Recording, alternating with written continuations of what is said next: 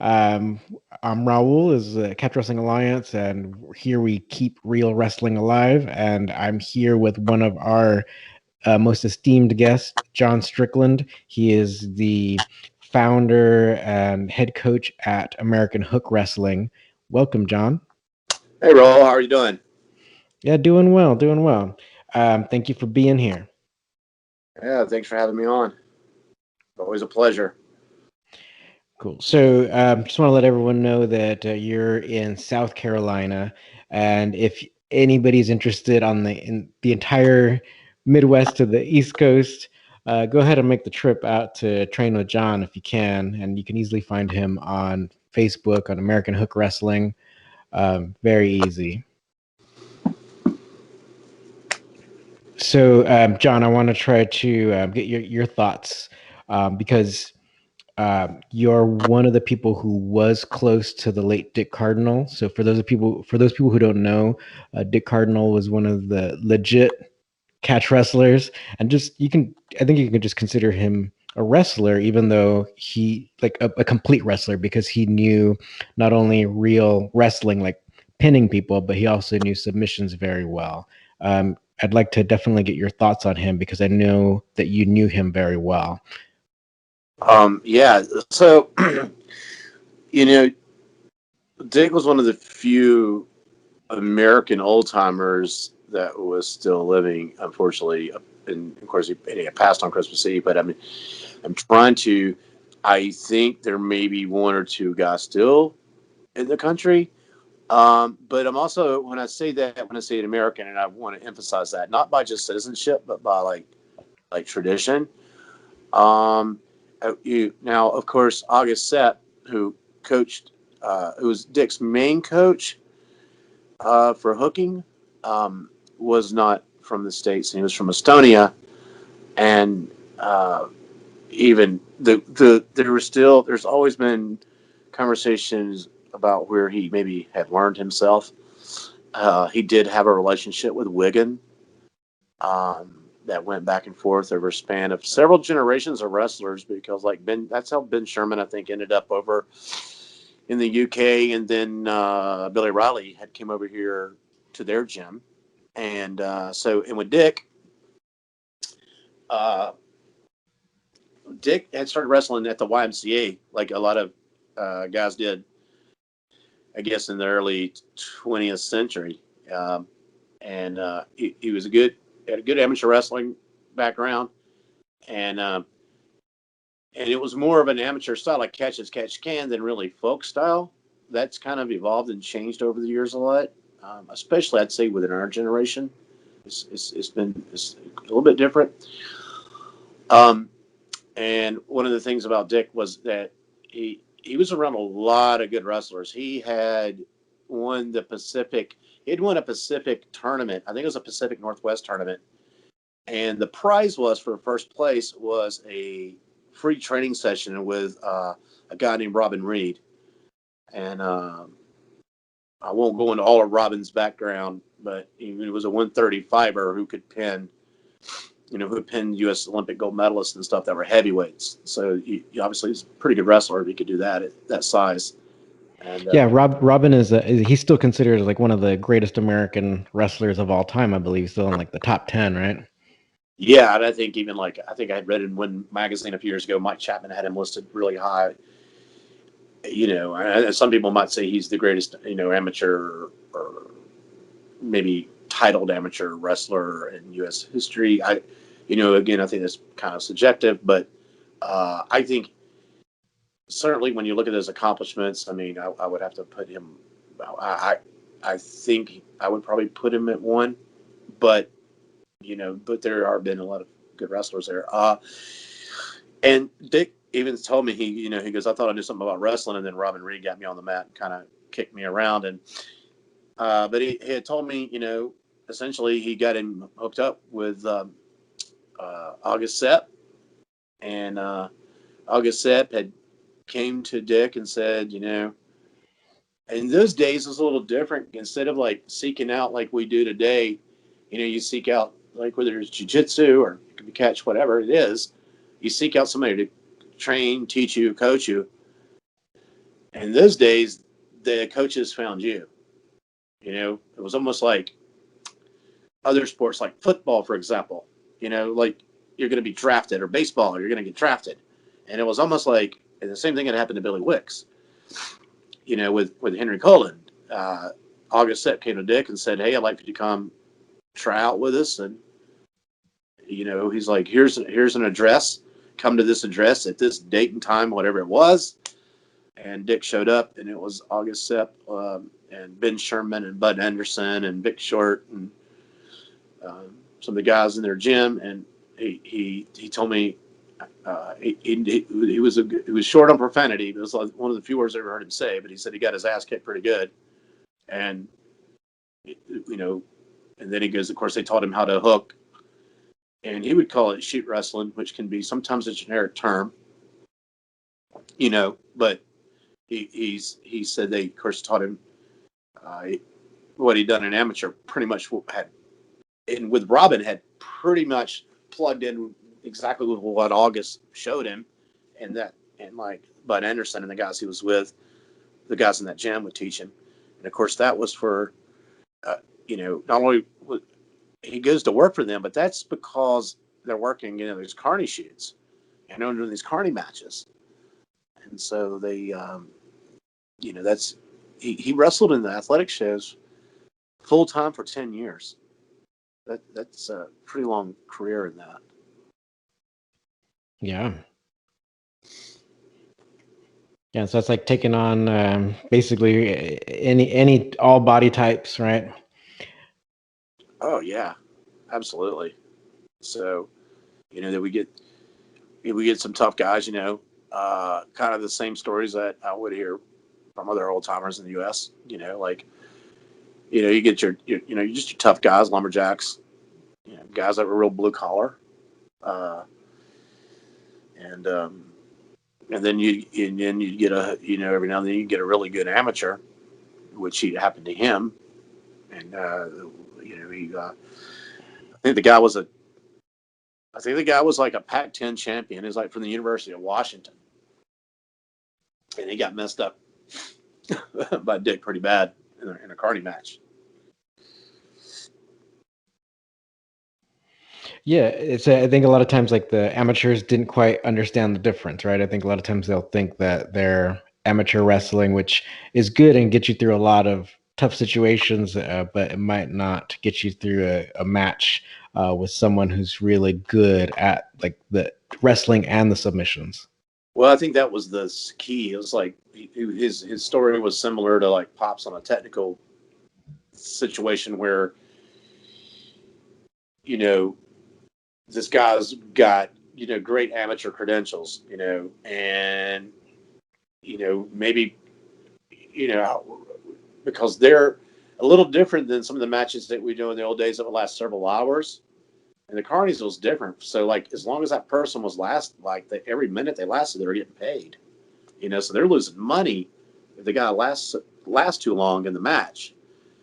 And he like the hooks were really kind of the bullets that the amateurs didn't understand or know.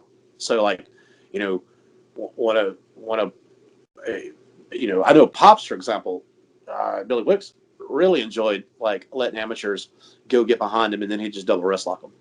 You know, it was almost like a setup. Like they're like, oh, this guy's going to be easy. Like I took him down, I got behind him and throwing in legs, and then he sticks them with something. So Dick had talked about in this actual shoot. I remember he had the guy shot in on his leg. It essentially had kind of rolled through, very fancy move, and I guess it would be similar to like I think the hold in jiu-jitsu is called a umaplata. It's like a Hmm. shoulder block. Yeah. And yeah, he did it with the legs. The guy basically shot like a what would be similar to a sweep single in Mm. modern understanding, and he cut through and rolled and called his shoulder and messed him up. He called it a reverse double wrist lock with the leg. Is what he officially called it. Nice. And I think that's one of the things that's really cool, like the terminology. So it's like it's not necessarily the most precise thing, but then it's really interesting to hear the actual like the way they'll describe it. Like using their terms, even like Farmer Burns and his books and the mailings that he put out. The some of the descriptions or titles of or names of techniques can get really long because it's not like they had like specific names for everything, so then they kind of just have to describe it. Yeah, I think that was and a lot of times names are, you know, they can mean even in modern times, like if I say like, hey, you know what a Tulsa ride is? Somebody's like, I don't know what that is, but I guarantee they know what that is. It's, Hmm. it's called like I know this. I call it like six different things that I can think of. Like Yeah. they move, uh, and or so yeah. I think that was probably pretty commonplace. Um, but yeah, so Dick had wrestled to the athletic shows for years, and then he coached amateur. He coached high school wrestling. He helped come up with and it was the coach who had coached Larry Owing, who beat Mm. Gable. Mm. That guy knew Dick and had talked to Dick about strategy for that match, and Dick had given him some pointers on that. So that was that was Mike Chapman had asked me about that, and I said I don't think Dick worked directly with Owing, but I think that coach had given some pointers of what, or like recommended what he would do wrestling Gable, Hmm. how he would approach it, and you know, um, that's really as much as I know on that. But yeah, so uh, yeah, it was. I mean, it was a tremendous wrestler, and Dick he's kind of the uh, Norman Rockwell painting of the All American grandfather type figure. Very very friendly guy, very easygoing guy, um, well spoken, articulate, but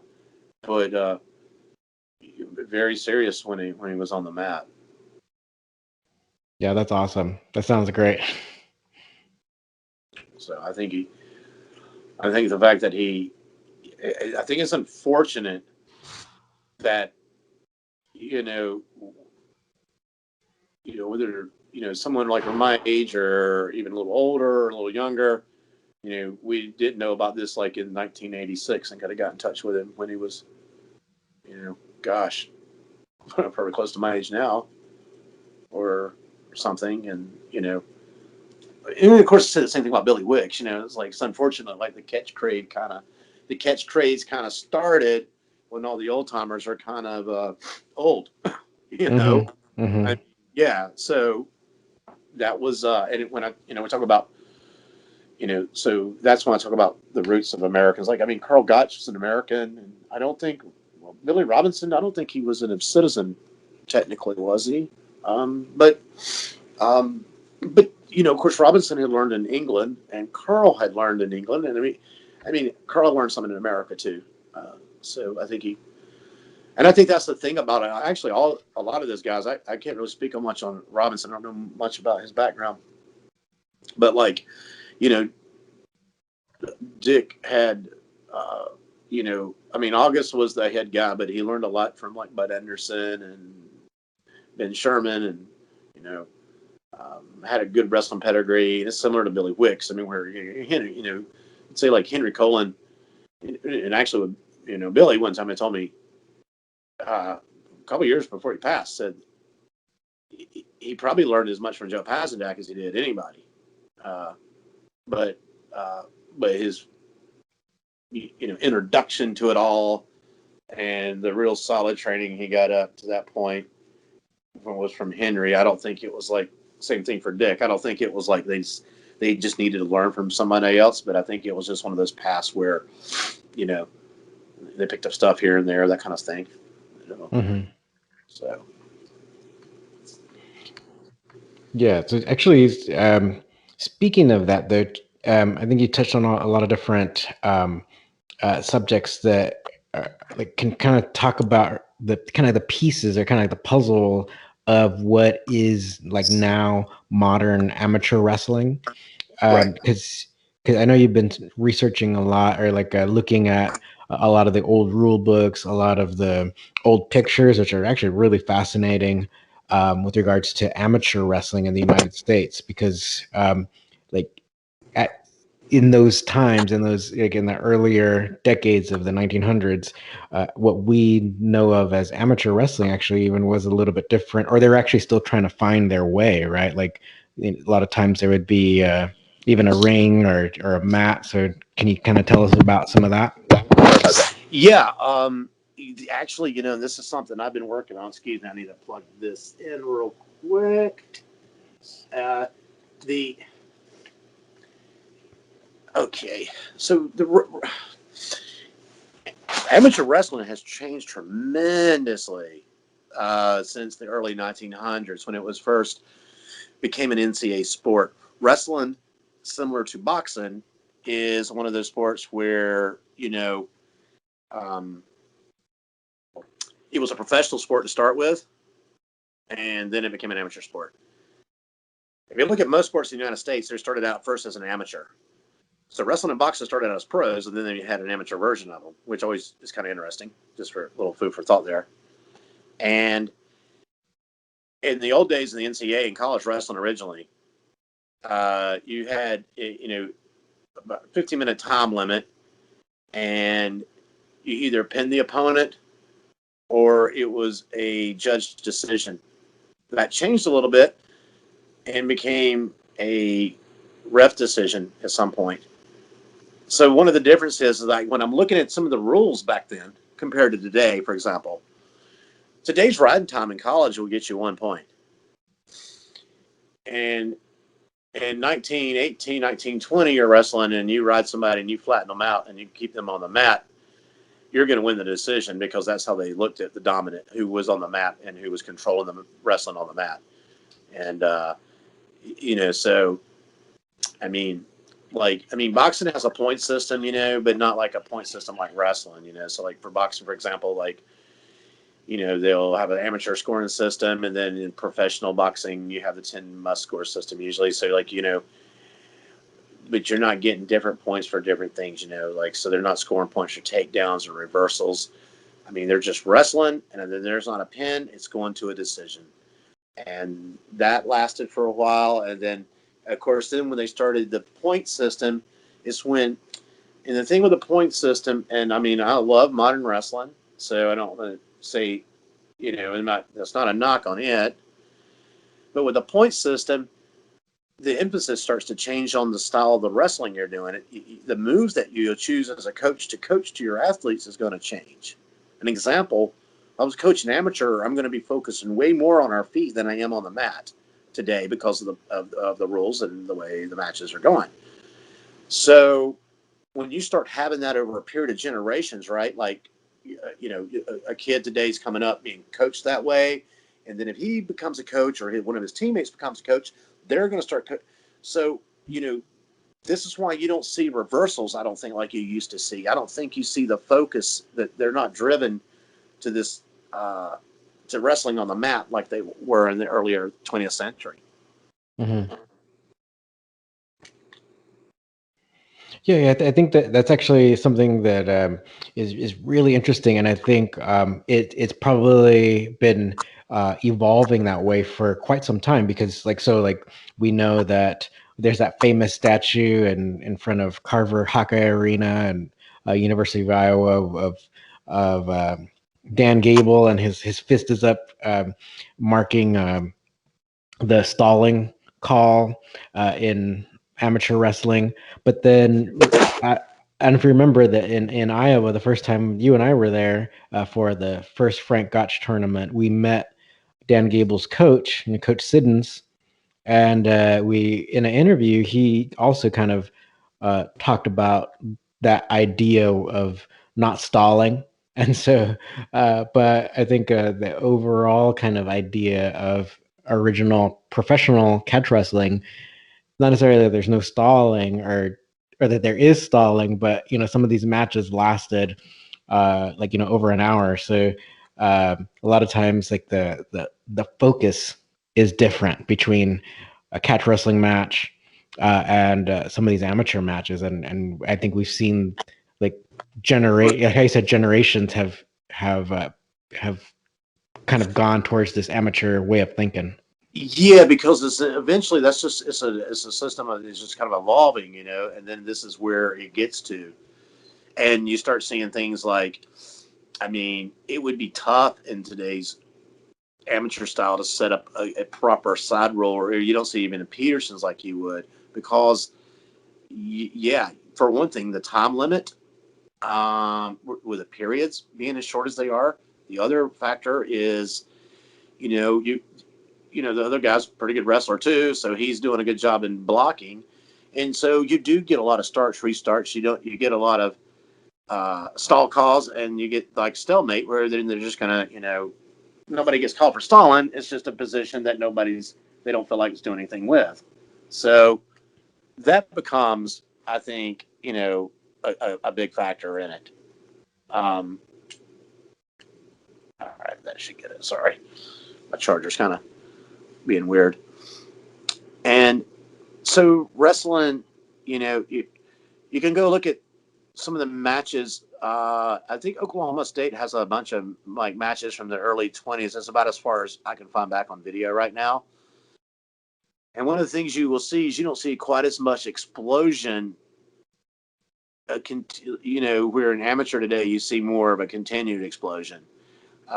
It's more, you've got X amount of time to get this done, so you got to hustle, hustle, hustle. And it was a little different back then. I think it was a little bit more of a two guys wrestle, referee get out of the way, and we'll see who wins. Mm-hmm. Mm-hmm. Yeah, which personally, I think even for you and me, I think that might be more interesting than something with the point system, because you can actually kind of see, even if there's no pin, like who was ultimately the most dominant, right? Yeah, well, even in our lifetimes, like you look at a guy like oh, I had his name on top of my head, Gene Mills, and wrestled it. It was a wrestled at Syracuse, was a coach at Syracuse, and you, you know, um, I think he might have been on the U.S. I think he was on the Olympic team too.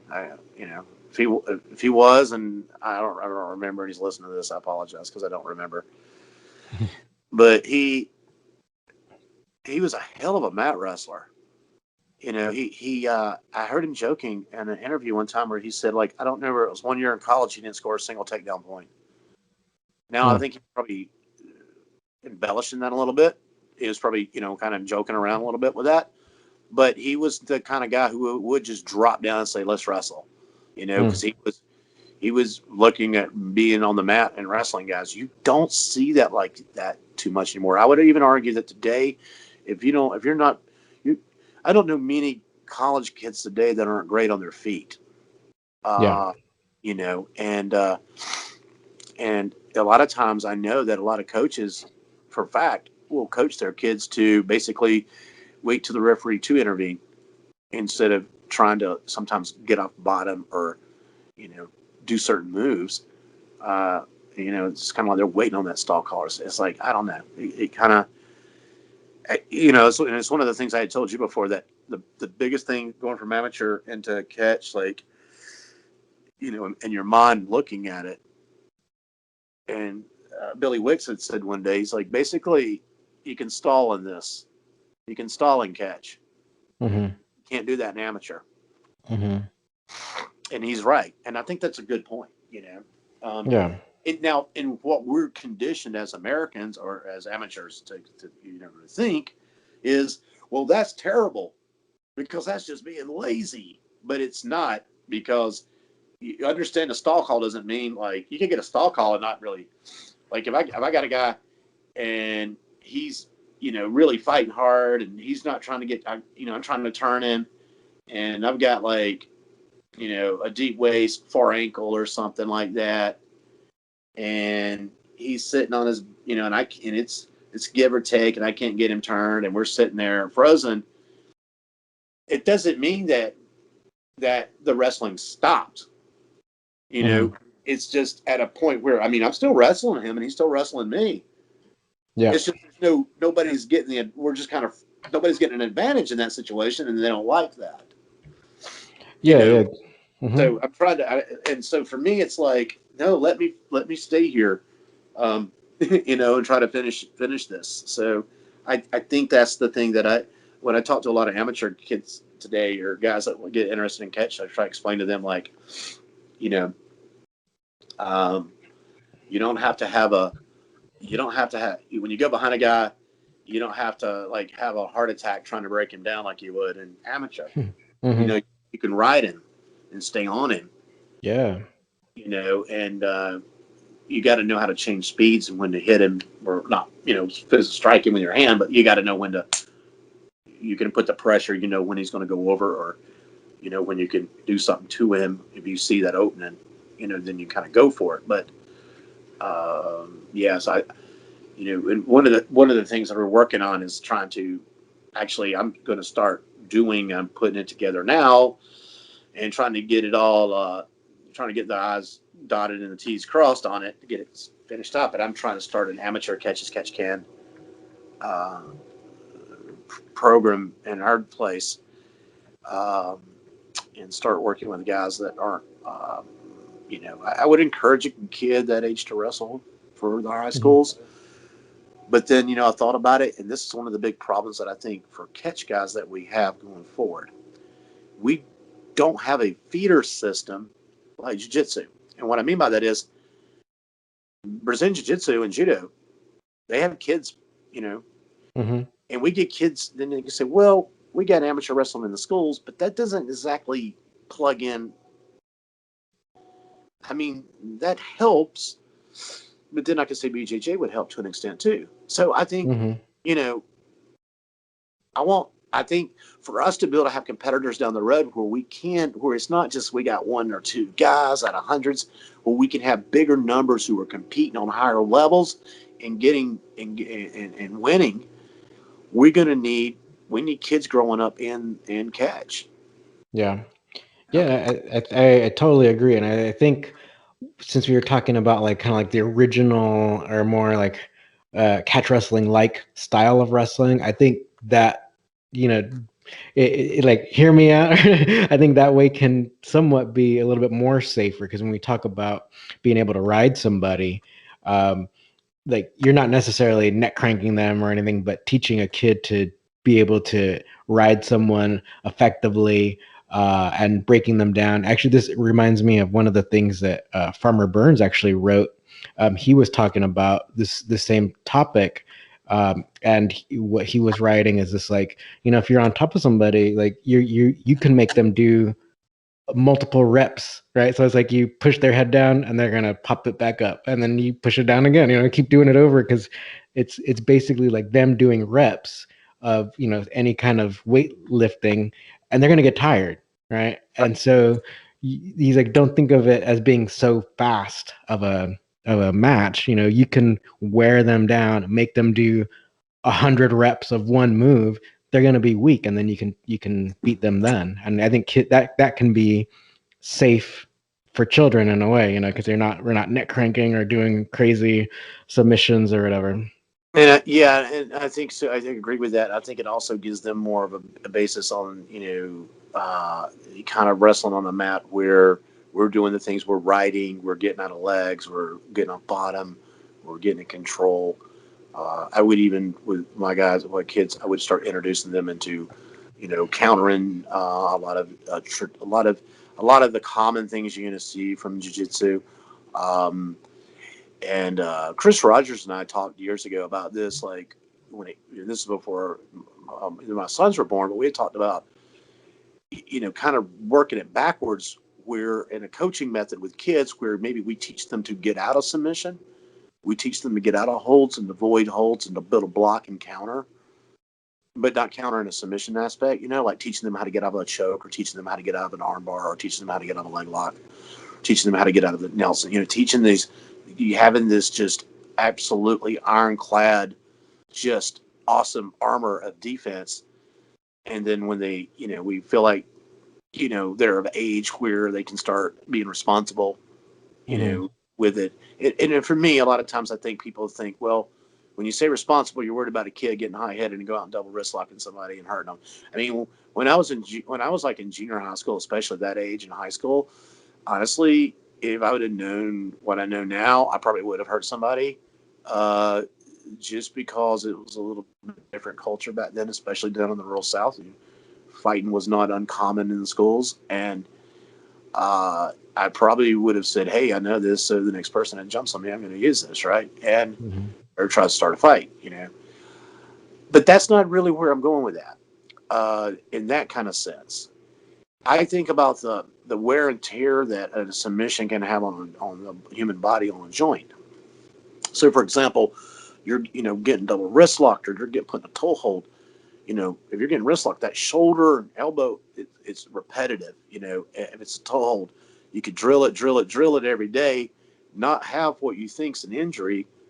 But over time, and I talked to my orthopedic about this, that you can end up doing fiber, small micro tears within the cartilage and ligaments, where at some point you don't need a violent or drastic or something that's really you know explosive in an acute sense that injures you. I mean, Hmm. because you've done damage over time. It's just kind of corroded or eroded those joints. So I think it's smart to try to. I'm not one of these people who say, "Hey, put the kid in a bubble," but I think it's smart. I don't. I know I don't want my sons to have some of the problems I've had physically. So I think it's smart if we can. It can be done the right way without maybe skimping on the main course of it. Yeah, yeah, no, I totally agree. And there's a lot of good research nowadays about safer training methods where it minimizes the amount of injuries and stuff that happen. So yeah, there's totally a way. And I think that's important. And and when you go to the competition thing again, um, I would tell kids, hey, why not do? Yeah, you can. I would tell a guy, really, if I had one of my guys to me, well, I want to wrestle with the high school team this year. Hey, well, you know what? I would encourage it. Hmm. And get back into, and then when that's done, get back into here and get back to doing catch, and doing the old amateur style of uh, go back to to the grandfather, I guess, of modern amateur, but getting back to that, coming back in and saying, hey, you know, I mean, and I think that would only help. But I think it would help us in the long run. And you know, one of the things that we see a lot of our amateur guys that are really good go to jiu-jitsu, Hmm. Yep. and so I think that we were approaching it. I think Catch has made a mistake in the last decade or two, thinking they'll all start coming here or to Catch, and I think we've made a mistake in judgment on that, and that's for a lot of reasons. And that's the perception that we have with the UFC and MMA and the name recognition, and um, so I think that's going to take some time. And when I hear people, recently I was asked a question about, you know, can catch wrestling ever be super huge, big, popular sport? I've always said this. The mass, get into the masses, obviously would be the ultimate goal, but the product has to start out as a good product, or nobody's going to want the product. Yep. If you got if you're a good jeweler and you make a good, you put together a good diamond ring, or if you're a good cook or chef and make a good meal, you know, you cannot go to the world until I think it's got to be built properly. Hmm. I think you have to have, the athletes you have right off the get go need to be the guys. So if you got 5 or 10 guys you're starting out with, I'd rather have that many guys and them be really good Hmm. than, have 500 people around the world who and who aren't, and then it kind of, makes catch look kind of bad. Yep, You I agree, know, 100%. I think that's always been where I've come from on that. I know a lot of people have a different view of how that gets there, and I think and so over time, a guy asked me the other day from England why we didn't have more amateurs going into catch, and I said, I think it's a very a lot of I think it's subjective, a lot of nuance to the why.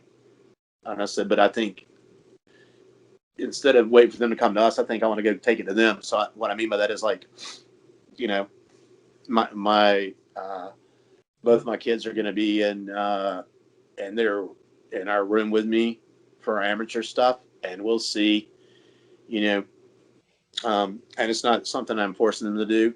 I wouldn't do that. I don't like that kind of stuff, but they're going to be in there, and so we'll see where that goes, uh, and hopefully, you know, I'm hoping that we can start getting a network of where we've had, you know, catch can matches today. I'm hoping we can get amateur where we can start having, the 9 and 10-year-old kids go out there and compete and not be out there front face locking each other and stuff like that. Yeah, no, I agree, and that's also something I'd like to see too, and it's been one of my uh, like one of my goals or one of my dreams to see also. So let's keep on working on that. Yeah, totally, totally. And I think that's what we're, and I think that's, will that be the end all? Will that, no, I'm not going to be that arrogant to think it would be, but I do think it is a step in the right direction. But I don't think, I think it's one of those things I can't do alone either. I think there's going to have to be, you know, like I've said to people before, like, oh, I can put on some catch matches in my own gym, but they Hmm. get boring because I watch those guys wrestle each other every night anyway. you Hmm. know, Oh yeah. Yeah, no, but there's a lot of truth about what you're saying about like having a good product, right? Because that's like a bad product. You might have a lot of money behind it, and it gets a lot of advertising, but it can fizzle out once if everyone buys it, and it's like and it breaks, right? yeah, So, yeah, and I do believe that sometimes you got to go out on a limb and you got to take those chances and go for things in life, and life's a risk, and I get that. But I think there's also being smart about it and being calculating and saying, hey, you know, you don't go and challenge Muhammad Ali until you know you're asking really go in there and give him a challenge. You know, mhm. you don't go out there and say, if you go out there and things kind of don't look as good, or you know, you go out there, you get a catch can guy, and you're like, oh, this is the greatest catch can we got right now on the planet, and then he just gets devoured or something, and a match, and it's not close, and this become. I mean, I've said it, many a times that I understand why jujitsu sometimes a lot of on social media, some jujitsu guys will take shots at us. Mhm. Um, like I've always said, we've always been able to back that up in my gym, but you know, but I also get it too because it's like, yeah, I don't know what kind of we'll see. I just see a lot of crazy things that get a catch stamp on them, and I'm like, what on earth is that? Like, I mean, Yep. you know, and so then we go out, you get a guy who goes out there, and you know, and it's like even and I think like the Gracies and like some of the Brazilians are really smart on the way they would do, they would have guys that competed, they were their athletes that went and fought, and then they had their coaches that coached. They had it pretty well organized, and I think they were pretty smart in the way they approached that. Yeah, I agree, and that's the thing too. I think I'm seeing more and more, especially in the comments for some of our videos, where people are saying, and I don't want to say claiming, right? But they're like, I've been doing catch wrestling for so long with such and such a coach, but it's like, I don't know who you are or your coach, and Sure.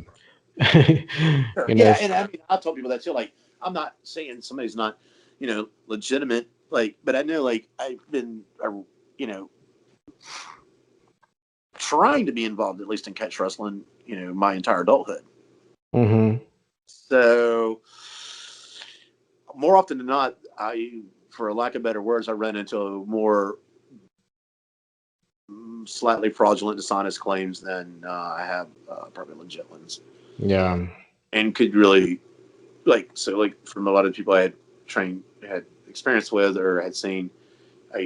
noticed I mean, we're not even talking like a little bit. We're talking an astronomical difference in, being in a room and on the mat and having Billy Wicks coaching you, and then and being on the mat with him, and then having, you know, I mean, I knew when a guy who was 67, 68 years old, and I met him, could barely get around then.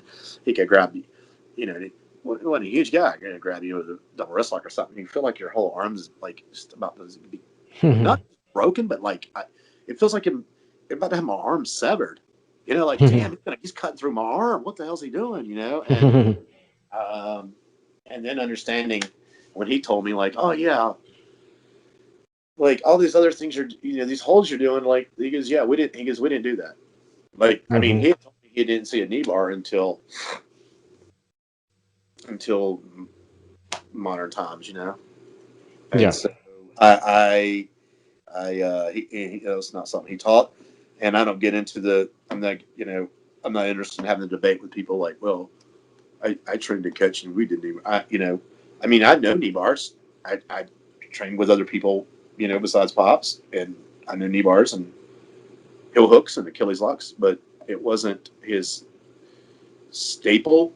And it wasn't like, it really was, I guess, the first person who really put that emphasis on me, that even having some amateur experience, he put that emphasis on me, like, look, you got to be able to, you got to be able to wrestle. And like he said, if you can control most people, you're going to beat most people. So it turned out that if he's wrong, so far it's worked. So we try to keep doing that and coaching that way. Yeah. Yeah, that sounds great. Actually, I kind of want to talk about something that I think this kind of can lead into that you've also been kind of mentioning. So we've been talking about how amateur wrestling has kind of evolved away from this original idea of catch wrestling and how, like, the philosophy and how matches were approached. But you've been showing me some matches from Indian, like, Kushti wrestling, and some of the stuff you've actually sent me. Actually, yeah, like, it does look like the way we would imagine catch wrestling to look. Yeah, you know, I'm not a like. I mean, I use YouTube like anyone else. I'm not I don't actually watch a lot of like modern stuff on there, or like I don't watch a lot of grappling tournaments or something like that. I'll tune in if I know somebody competing in it, or I'll go watch something if we got a guy competing against, or girl competing against someone. Mm-hmm. But it was a little just area that I had found a few years ago on you, just watching it on, and so I was curious. You know, it was different. I didn't know much about it, so I started kind of tuning in to learn. And I was aware of the historical tradition of the rivalry. I guess you could say rivalry or matches. That, like, especially the British would have in India, and I guess what would be now Pakistan, and that Bangladesh, and Southern Asia. And I think, um, you know, so well, even American wrestlers did as well. So I started watching some of that, and this is what, yeah, it was one of the things I noticed really quick. Like, these guys are doing a lot of things that I was taught and catch, and like I can see a big, like, a lot of the things they do overlap. They're Mm-hmm. they share a lot of the similar. I mean, take techniques. Like I in fact, I've seen a couple that they've done a few things that I've never seen anywhere else, like in the States or anywhere that I was shown, that I've never seen anywhere. And then I see these guys, you know, in some remote village in, Mm-hmm. I think it was India, and they're over there, like, yeah, doing that. And I'm like, wow, it's pretty cool. So I think there has to be, I think there is um, a I think there has to be some kind of influence, like with how maybe Catch as Catch Can in England came about, and wrestling over in Southern Asia. I think there's too many similarities that they could have just been coincidentally doing these things, you know. Yeah, and I think also maybe say like if Kushti became actually like I don't know if it's like a collegiate sport, but at least from the videos it doesn't necessarily seem like it. But let's just say, for example, if it became some kind of like Division 1, university sport, then it probably could have evolved away from what we're seeing now, and so it seems as though that kind of stayed the same, whereas catch wrestling and then amateur wrestling kind of just then evolved away from the source, right? Right. Yeah. The one thing I had say, there's a lot of the guys over there that I've been watching or following are also involved in freestyle and in Greco. And, Hmm. you know, I think there's a match. I'll have to go find it. I think I saw a match on where they had like a basically like a freestyle, one of their freestyle teams like wrestled against, traditional. And I think that was, it was pretty interesting, um, and how they went about it. I mean, when you look at the conditioning too, they got a lot of stuff out there where they're doing a lot of the conditioning, the workouts, and I'm seeing a lot of variety of different kinds of push-ups. I'm seeing a lot of squats, a lot of bridging, a lot of gymnastic stuff. I mean stuff that absolutely lines up with what old timers and catch do in gyms. Like, Hmm. and I don't think that it's probably a you know, I think there's a reason because I think they were very closely, it's either exchanging technique or some similar roots. That Yeah. come. Yeah. So, Yeah, or the Brits were just stealing technique. well, Right? that could be a possibility too. So I don't, and I don't know. I mean, I don't know enough about England's history of their wrestling. I think that I'd heard. I know Billy Robinson had talked about the British Navy, right? Like, the British Empire was huge, Hmm. and their navy would go around and I guess it'd be more than I guess when you're that big and you're around the world, you're probably picking up stuff from a little bit of everything from everywhere, Hmm. or wherever you can and see something like that. But yeah, they like and they actually reminded me a lot. Like I had watched a video just the other night, and I saw a technique a guy was running, and it was in a match, and it was a it was a technique that we'll see like Roy Wood and the guys over there do. Uh, that that I knew. I can't remember the word he had for it. Like I'll sit here and rack my brain forever, and then you'll say it, and I'll remember it. But it was essentially a throw, and I was like, oh yeah, that's and then the guy hits it. It was kind of like a arm spin throw or like a flying mirror type thing, and Hmm. yeah, they were. I mean, throwing each other in that dirt too, because look at it and go. I mean, if it's raked up real well and it's soft, I guess it's pretty fine.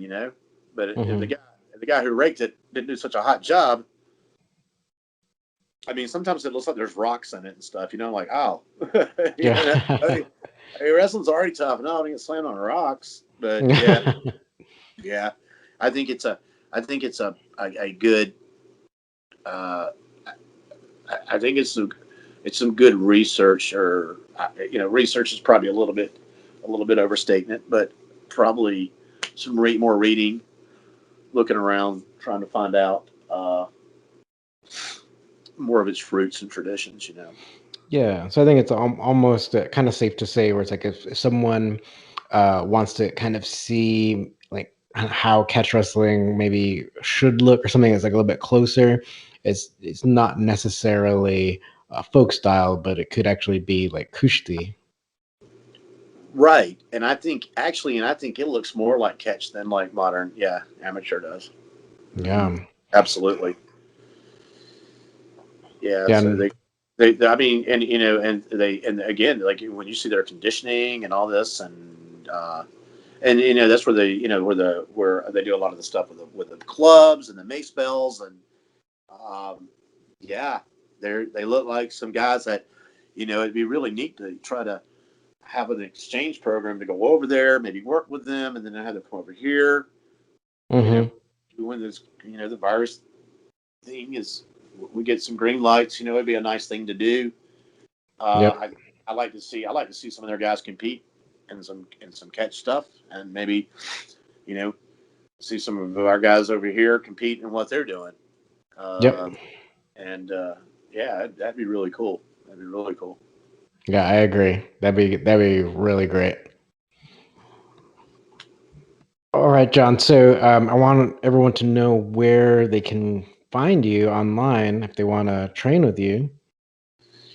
Well, I'm on Facebook. There's probably lots of John Strickland, so that doesn't help. American Hook Wrestling, Catch as Catch Can, uh, and they can reach out there. I think my phone number's on there too, so they just don't call after 9 o'clock Eastern time, please, uh, and don't call before like 10 o'clock in the morning Eastern time. Like Yeah. so, yeah. Um, and I'm on YouTube, and of course, they get in. With the Catch Wrestling Alliance, they're on their pages. They can easily uh, get to me or find me. So, Yeah, I'll put a link to in the description of this oh, video. I'm sorry. I'm still not real great with all this stuff. Like I'm on Instagram, and I'm on Twitter. And I accidentally got on Twitter. I got like 3 accounts on Twitter. So it was Twitter. I'm still trying to understand that one. And then Instagram was kind of like, I kind of just decided to do that because I got tired of like getting Facebook bans. So I was like, okay. I was like, I got a 30-day ban. Really? I'm bored. So I created an Instagram account. And then, um, you know, so yeah, I'm on Instagram too. I think it's just John Strickland on Instagram. I think. Okay, So, cool. I think yeah. also too, maybe we'll do some. Yeah, we'll try to link you on Instagram too, so that people can easily find you as well. So Yeah. we'll do something with this video, and then we'll post it on Facebook and Instagram with the link to your pages. Yeah, I mean, I apologize for that, but I mean, I'm going to be 50 this year, and I'm from South Carolina, so uh, you know, I You don't, just got the internet like recently, right? In South yeah, Carolina. excuses suck, but sometimes like it is what it is, and yeah, we we just got this new thing. We got a new phone line, so our phone line's not busy when we use the internet. So that Nice. So yeah, that was so. Some people out there might not get that one. Yeah, you got to be pretty old to remember those days. Wow. You hear all that with that America Online noise, where it's Oh, like the modem or the. and you try to get in touch with somebody, and the phone's busy for like hours. You're like, damn, he's online or she's online or whatever. Yeah, yeah. I, oh yeah, it's like, oh, you got mail, And gosh, man, I remember how slow. Like, gosh, those days were crazy too, because that was yeah, wow, crazy times. So yeah. Anyway, but I'll get better. I'm trying to get better with the social media. Okay, cool. But yeah, we'll make sure to tag you so that everyone can find you. So thank you for chatting with me. We had a good solid hour of great information. Thank you. Well, I enjoyed being here. So, like always, it was a lot of fun, Raul. Great. Okay, so we'll go ahead and sign off right now, and then hopefully we can chat again very soon. All right, take care.